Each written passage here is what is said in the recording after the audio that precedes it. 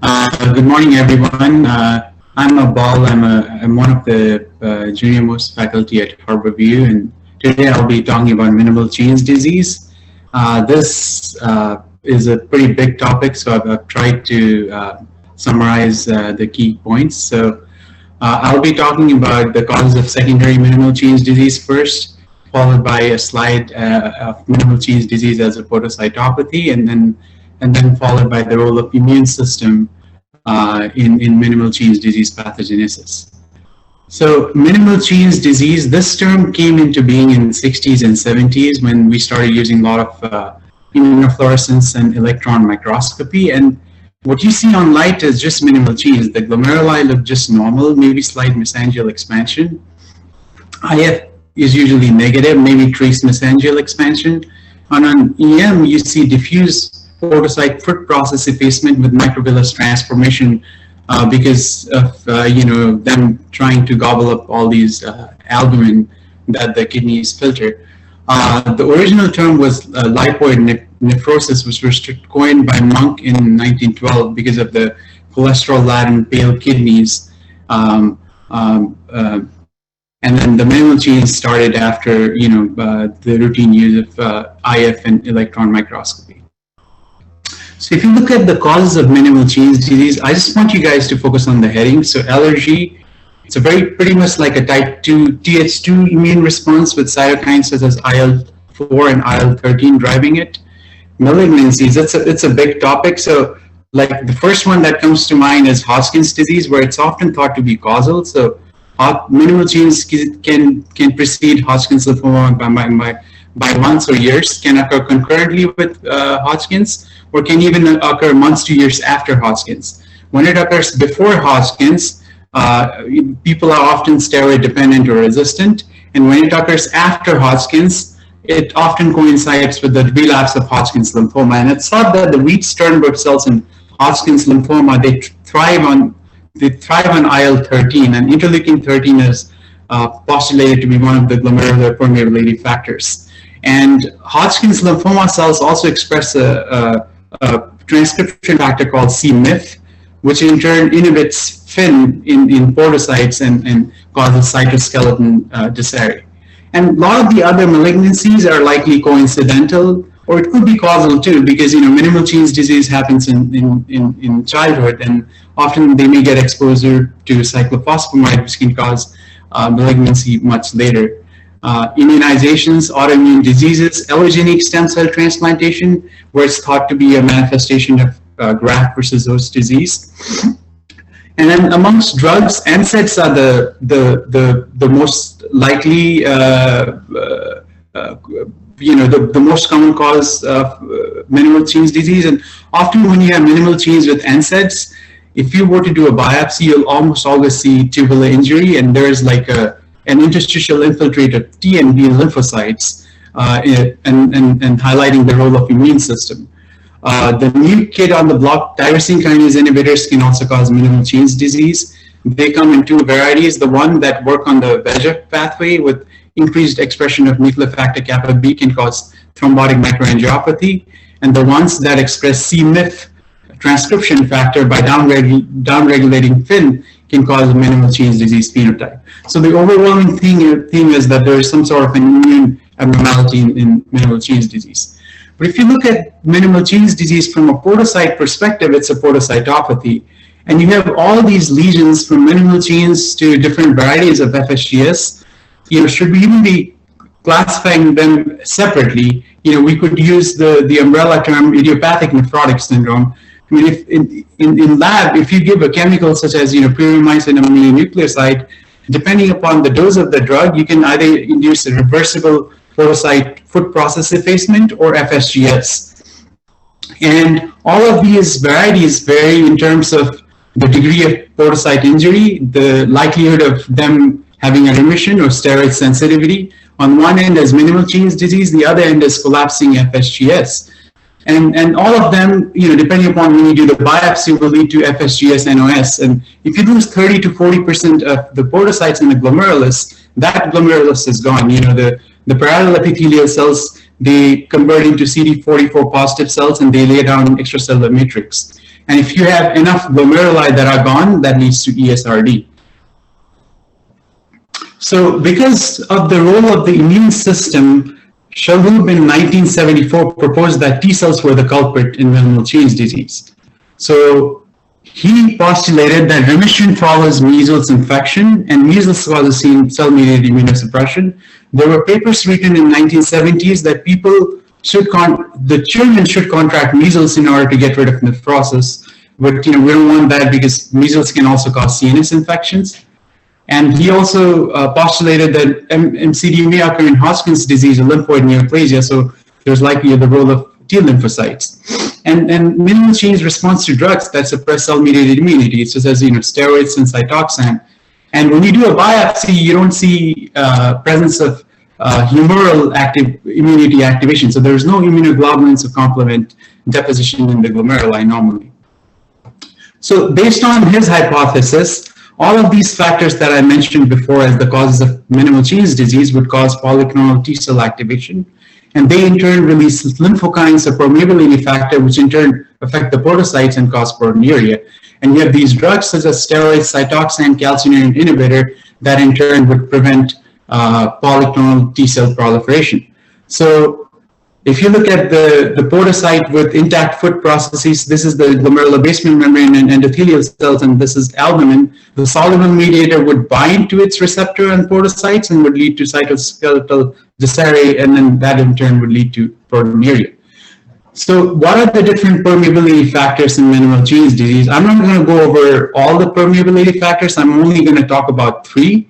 But an ideal permeability factor should have effects both in vitro and in vivo, and it should be validated, it should be confirmed in validation studies, and it should be identified in well-phenotyped patients, but should not be present in controls, and should be validated in independent patient controls, independent patient cohorts, and there should be a temporal relationship of the factor with disease activity and remission. So when you have disease activity, the permeability factor levels should go up, and when you're in remission, it should go down. And if you remove or block that factor, that should reverse the biological effect. So pheresis that we routinely employ in FSGS is not considered specific removal because it also, removes other plasma factors. So none of the permeability factors that have been proposed so far, both in the MCD and FSGS world, fulfill all these criteria. Most of these are acute phase reactants. And you see their elevation in septic shock, even in low-grade states such as CKD. And then, the closest that came into being was SUPAR in FSGS, which can rise even in a weird disease such as paroxysmal nocturnal hemoglobinuria. So I'm only going to talk about 3 of them. So the first one is the glomerular permeability factor not otherwise specified. So Koirala in 1991, what they did was they extracted T cells from 4 minimal change disease patients and 3 volunteers, and they fused that with the human T cell lymphoblastic leukemia cell line to create T cell hybridoma cells. And they in turn cultured the cells, and then they injected the supernatant into female Worcester rats. So you can see compared to 3 normal patients, the 4 patients with minimal change disease caused proteinuria in rats. And when they looked at it under electron microscopy, this is the control with intact foot processes. And these are the rats that develop minimal change disease. You can see the podocytes are effaced. And then they also stained the cells with PEI, which stands for polyethylene. You can see these dots. And compared to GFP positive, meaning glomerular permeability factor positive, the density of PEI particles was lower, so 117 versus 122, and the diameter, and then the interspacing was also shorter compared to GFP negative or control. So PEI binds to the negatively charged sialoglycoproteins such as heparin sulfate in the glomerular basement membrane. So it's thought that the permeability factor would alter the negative charge structure of the basement membrane so that albumin, which is negatively charged, would not be repelled, and you'll see albuminuria. And then the way they came up with this term GFP NOS was that, the molecular weight was found to be 60 to 160 kilodaltons, and it was noted to cause necrosis of the epithelial tumor cells, but not hematopoietic cells. And they found out that it was neither TNF alpha beta, IL-1, IL-2, IL-4, or IL-6. hence the term glomerular permeability factor, not otherwise specified. The second one that I'm going to be talking about is something called Hemopexane, where they discovered this compound and they performed similar experiments in rats. It was noted to cause diffuse podocyte foot process effacement and proteinuria. And this experiment was also, and this study was done in kids. So Hemopexane is a beta-1 glycoprotein. It's a heme-binding protein and acute phase reactants. So what they did in this study was they measured Hemopexane titers and activity in 18 patients with relapsed MCD, and they compared that with 23 patients with MCD in remission and control patients and control plasma samples from healthy individuals. So you can see that the Hemopexane activity, this is in black is MCD in relapse, and in white is MCD in remission. So Hemopexane activity was more in MCD in relapse compared to MCD in remission. And the way they measured in glomeruli Hemopexane activity was what's known as glomerular ECM stripping assay or ectoepirase assay. So Hemopexane binds to the negatively charged siloid glycoproteins, and you don't see much staining. So less staining is more Hemopexane activity. This is B is patients who were in remission. C is patients who had MCD in relapse were given a blocking antibody, and D is healthy control. And it's thought that when there is increased Hemopexane activity, there's change in the conformation of Hemopexane. So when you measure the actual Hemopexane titers in blood, it's very low in relapsed MCD patients compared to the white column, which is MCD in remission. The third factor which has been proposed is IL-13. So, TH2 cytokines such as, it's one of the TH2 cytokines along with IL-4. So hence the association of MCD with atopic diseases such as asthma, and Wheat-Sternberg cells also secrete IL-13. So in this experiment, an IL-13 overexpressing plasmid was injected by electroporation into female Wistar rats. So compared to the control rats, even by day 13, the IL-13 transfected rats started producing IL-13. You can see that. And then they started measuring 24-hour urine protein. So in the IL-13 rats, even by day 14, the amount of protein that they were leaking was significant, and it was most significant by by day 70. Not all rats developed nephrotic range proteinuria. Of 41 rats, only 7 developed nephrotic syndrome, 34 still had proteinuria. And when they performed necropsy on day 70, and they looked at the glomeruli, they were normal by light microscopy, you can see in A, compared to control with intact foot processes in B, podocytes had effaced foot processes. And they also looked at the glomerular gene expression index of IL-13. So podocytes express IL-13 receptors. So both IL-13 receptor alpha 2 subunit and IL-4 receptor alpha were significant in the IL-13 transfected rats compared to control. And they also looked at the glomerular gene expression of WT1, nephrin, podosin, and dystroglycan. The WT1 expression was no different between the control versus the rats, the IL-13 transfected rats, which means that the number of podocytes were the same. However, the expression of nephrin, podosin, and dystroglycan was lower in IL-13 transfected rats. So nephrin and podosin are important proteins to maintain the integrity of slit diaphragm, and dystroglycan is a protein that attaches the podocytes to the basement membrane. So the expression of these proteins was lower in the IL-13 transfected rats, more so in nephrotic rats compared to the proteinuric rats. What about the role of regulatory T cells in minimal Chene's disease? We know from immunology that to have the T cell activated, the antigen presenting cells present the antigen in relationship with MSC to T cells, and you have this, the first interaction is required, but you also need the expression of CD80, CD86 by antigen presenting cells, which in turn bind to CD28 T cells, and that in turn leads to T cell proliferation. If you don't have CD80 expression, that in turn leads to T cell energy, and if you have CTLA4 expression by T regulatory cells, that process is blocked and it can lead to cell cycle arrest. Autoimmunity is often regarded as an imbalance between FOXP3 positive Treg cells, this is a transcription factor in Treg cells, and retinoic acid receptor gamma expressing TS17 cells. So TS17 cells are the inflammatory cells, and Treg cells block the inflammation, dampen the inflammation. So when you have more Treg cells, that in turn leads to self-tolerance, whereas if the balance is flipped, it can lead to autoimmunity.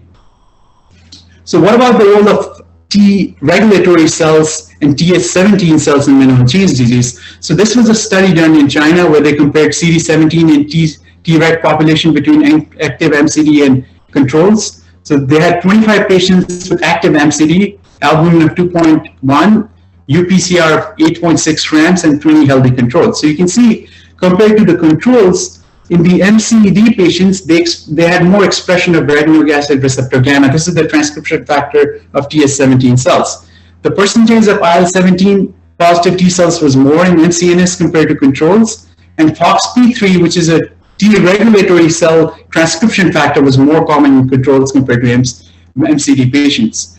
And they also looked at the cytokine expression. So IL-23 and IL-17 are the inflammatory cytokines produced by TS17 cells. So they were more common in MCNS compared to controls. And IL-10 and transforming growth factor beta are the cytokines that dampen the inflammation. They're produced by the T regulatory cells. The level was higher in the controls compared to the MCNS patients. And the ratio of TS17 to Treg was more common in MCNS compared to control. And when they gave steroids, that in turn flipped the ratio of TS17 to T regulatory cells. So in minimal change disease, there are often an imbalance of TS17 to Treg ratio. So up until now, we were, before the study came out, protocytes were often thought to be innocent bystanders in minimal change disease, and they were thought to just respond to an upstream immune event. We do now know that podocytes also have an immunological role. They express B71 or CD80. So this was a study done by Reiser in 2004. What they did was they injected lipopolysaccharides or phosphate buffered saline in BLBC mice. So lipopolysaccharide was given to induce septic shock, and podocytes express lipopolysaccharide receptor and its co-receptor CD14. So compared to LPS positive versus control on light microscopy, there were no difference. But lipopolysaccharide rats they had proteinuria that just lasted 24 to 48 hours. And if you see an electron microscopy compared to control with intact foot processes, lipopolysaccharide mice had porocyte foot process effacement. And when they stain the glomeruli for CD80 or B71, you see the expression in LPS mice compared to control. And these are the green is the stain for synaptopodin. And when you merge them, you see yellow color, which means that the expression of B71 is present in podocytes. And they repeated these experiments in SCID mice. So SCID mice lack T or B cells. They have severe combined immunodeficiency. And when they were given lipopolysaccharide, even they express B71. So the expression of B71 by podocytes is independent of T and B cells. And this was not seen in the control. And you can see, you see the merged images where, the B71 and synaptopodin, they overlap. So it tells you that the podocytes express that. And they also repeated these experiments in other mice, and they found they found similar conclusion. And when they looked at cell culture results, so podocytes express toll-like receptor 4 as well as CD14, and you see normal actin stress fibers radiating outwards in the controlled podocytes. But when they were given lipopolysaccharides, you see this ring of F cortical actin followed by these submembranous pieces. So, which means that when you give lipopolysaccharide, it leads to podocyte foot process effacement and changes in the slit diaphragm protein. So, and giving lipopolysaccharide via toll-like receptor 4, or I didn't show you, giving a toxic chemical such as pyromycin, or genetic deficiency of nephrin or alpha-3 integrin, all of that leads to increased expression of podocyte B71 or CD80. And that in turn leads to slit diaphragm rearrangement and foot process effacement and can lead to proteinuria. However, we see this expression of CD80 or B71, which is phylogenetically conserved from earliest species up until human, up to like Homo sapiens, but the expression is very short-lived. So if you if you have a first hit with, if you give IL-13 or there's an infection, podocytes express CD80 or B7-1, but the expression is very transient, can only last for 24 to 48 hours, so you need to have a second hit. So the second hit is impaired regulation, but the second hit is often due to inadequate censoring of CD80 by CTLA4, and CTLA4 comes from T regulatory cells or podocytes express CTLA4. We don't know now, because podocytes on the epithelial sites, we don't know how the CTLA from the regulatory cells, which are present in the bloodstream, get onto the podocyte. So you need to have two hits in order to have persistent proteinuria. So podocytes express CD80 and they shed that in the urine. So urinary CD80 is thought to be a biomarker in MCD. So in this study, 37 patients with MCD were compared with 27 patients with FSGS and 30 patients with other glomerulonephritis and 71 healthy controls. And you can see that when you when you measure urinary CD80 over creatinine, the expression was highest in MCD patients. And this is the ROC curve. So the cutoff of 328.98 nanograms per gram of creatinine had 81% sensitivity and 94% specificity with area under the curve of 0.925. This was another study where they compared 32 steroid-sensitive MCD in relapse versus 23 steroid-resistant MCD in relapse versus 23 idiopathic membranous nephropathy in relapse, and they measured urinary CD80 and CTLA4. So urinary CD80 is shed by podocytes in relapse MCD. So you can see MCD in relapse had higher urinary CD80 level, but in remission it was low. And CTLA4 is a marker of T regulatory cells. It was high in control compared to the relapsed MCD. They also measured serum level of CD80 and CTLA4, and it was not different. And you can see the glomerular staining of CD80 was high in relapsed MCD, but there was no CTLA4 staining. Conversely, in MCD in remission, the CTLA4 staining was high, and it was in the distribution of podocytes. So this also highlights that there is an imbalance between CD80 and CTLA4 in minimal change disease. How about the role of B cells and rituximab? So this is a normal study where adults and children with frequently relapsing and steroid-dependent nephrotic syndrome were given only 1 or 2 doses of rituximab. They were all in remission. They had been on steroids for 8.5 years and other immunosuppressive agents for 3.9 years. Creatinine was 0.75. Minimal proteinuria, albumin of 4, and you can see just by giving 1 or 2 doses of rituximab, when patients were on, 95% of the patients were on steroids before rituximab, and after rituximab, only 46% were on steroids at 1 year, and 36% were on CellCept before rituximab, and 18% were on 1 year. So rituximab works, and then you get sustained remission. These patients come off their immunosuppressive agents, but how does it work exactly? And you can also see that the number of relapses overall decreased both in children and adults, both in patients with MCD as well as in FSGS. But how does it exactly work? And then so to see how rituximab works, you have to also look at the other disease, like something like rheumatoid arthritis, where B cells were only thought to produce rheumatoid factor, anti-CCP, or involved in vasculitis, whereas the synovitis was thought to be a T-cell mediated phenomenon. But if you give rituximab, a lot of the inflammation improves. So the way B cells are thought to work is that we know that T cells help B cells to produce antibodies, and rituximab depletes B cells by binding to CD20. But B cells are also antigen-presenting cells, so the direction it's not a unidirectional interaction, it's a bidirectional interaction. So when you deplete B cells, you also deplete autoreactive T cells. So you change the balance between T cells in favor of increased T regulatory cells and decreased T effector cells. And T regulatory cells express more CTLA4, which in turn would censor CD80 expression by podocytes. Because you deplete effector T cells, you likely decrease the expression of cytokines and permeability factors, which in turn would cause less podocyte cytoskeletal disarray.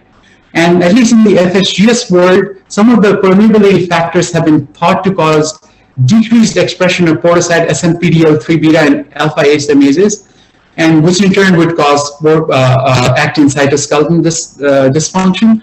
Rituximab also has direct antipodocyte effect, so it binds directly to SMPDL3 beta and alpha ACE and stabilizes actin cytoskeleton. And this is very important, especially if you have a recurrent FSGS after transplantation. When you give rituximab, the way it works right after you give it is in the post-transplant setting is because of its direct antiproteinuric effects at the level of podocytes by stabilizing SMPDL3 beta. What about the role of antidifferent antibodies? So this paper came out in March of this year, where they compared 62 patients with minimal change disease from Neptune study to 30 head-weight controls and 54 patients with positive PLA2R positive membranous nephropathy, and 29% of the patients from the Neptune study had positive antidifferent antibodies. So you can see at the cutoff of 187 units per ml, MCD patients had high expression of antidifferent antibodies compared to healthy controls. And when you treat them with remission, the expression of antidifferent antibodies decrease. And they looked at another biopsy series. So this is MCD. So plus stands for patients who had minimal change disease and also had antidifferent antibodies in the serum. And you can see, gray is the IgG expression, red is the nephrin expression. You can see that these two images overlap. So you see these yellow dots like where the IgG binds with nephrin, and it's present in the curvilinear or punctate distribution in the distribution of nephrin. So it's thought that the antinephrin antibodies bind to nephrin, which in turn would cause rearrangement of nephrin and also